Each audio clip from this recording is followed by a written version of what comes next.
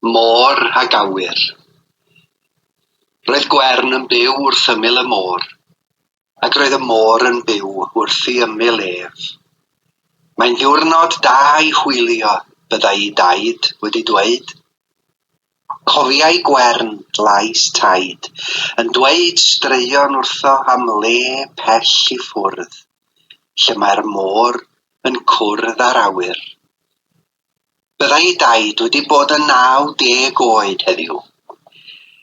I gofio amdano adeiladodd Gwern gwch. Cwch allai fynd ar daith bell iawn.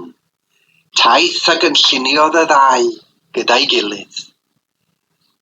Roedd adeiladu cwch yn waith caled. Dechreuodd Gwern bendwmpian o dan y dec. Pan ddeffrodd, teimlodd y cwch yn seiglo oddi tano. Roedd y daith wedi cychwyn. Yr môr mawr yn lle digon unig, dywedodd Gwern ymhen ychydig. Heb yn wybod i Gwern roedd pysgodyn mawr euraidd yn gwrando. Ydych chi'n gwybod ym lle mae'r môr yn cwrdd ar awyr? Gofynnodd Gwern i'r pysgodyn. Mae fyny'n uchel, lawr yn isel, ac mor ddwfn ar môr, atebodd y pysgodyn. Crynodd y cwch gyda chryfder i lais. Mae'n uchel, ag yn isel, ac yn bell iawn, fe ddangosai i'r ffordd i ti. Dilynodd Gwern y pysgodyn eiraid i ynysoedd y llyfrau, lle nythai haid o adar.